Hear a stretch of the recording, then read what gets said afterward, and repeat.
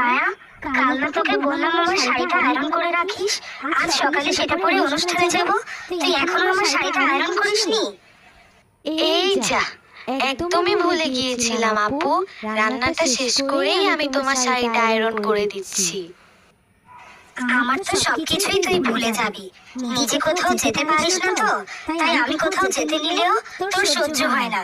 হিংসুটে কোথাকার, তুই রান্না পরে করিস, আগে আমার শাড়িটা আয়রন করে দে, আমাকে তাড়াতাড়ি বের হতে হবে।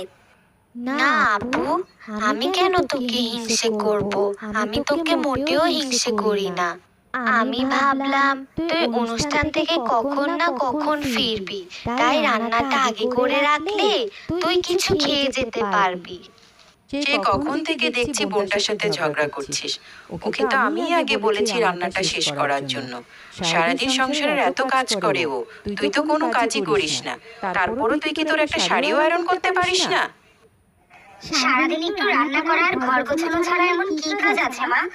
আমিও তো সারাদিন পড়াশোনা করি, ওকে তো আর পড়াশোনা করতে হয় না।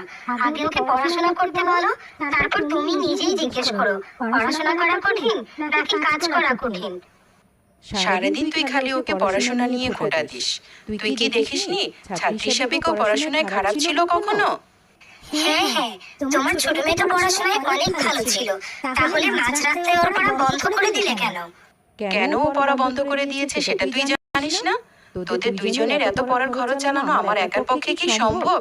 তুই যাতে ঠিক মতো মাস্টার শেষ করতে পারিস সেজন্য তো আর কলেজে ভর্তি হয়নি। তারপরও তুই ওর ত্যাগ চোখে দেখিস না। সারাদিন ওর পিছে লেগে থাকিস, পান থেকে চুন খসলেই খোঁটা দেওয়া শুরু করে দিস। হয়েছে মা, পড়াশোনা না করতে চাইলে এরকম হাজারটা বাহানা আমিও দিতে পারতাম, বলা যে ওরই পড়াশোনা করার ইচ্ছে নেই, তাই সুযোগ পেয়ে বন্ধ করে দিয়েছে। মা তুমি থামবে?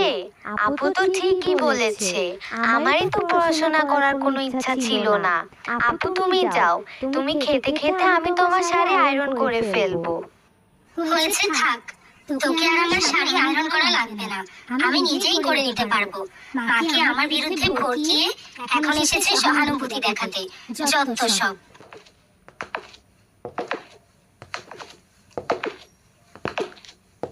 তুই আমাকে থামতে বললি কেন রে মা?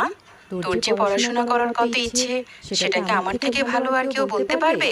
তুই যে তোর বোনের জন্য সবকিছু ত্যাগ করে দিচ্ছিস, ও কি তোর এই ত্যাগের দাম দিবে? তোর জন্য তো আমার ভয় হয় রে মা, এই সরলতার কারণে না জানি কোন দিন তুই তোর সবকিছু হারিয়ে ফেলিস। তুমি অযথাই চিন্তা করছো মা। আপু কি আমার পর? আপু তো আমার বড় বোন, আপু আমার সাথে কখনোই এমন করবে না। না করলেই ভালো। সৃষ্টিকর্তা তোর সহায় হোক, আমি এই দোয়াই করি।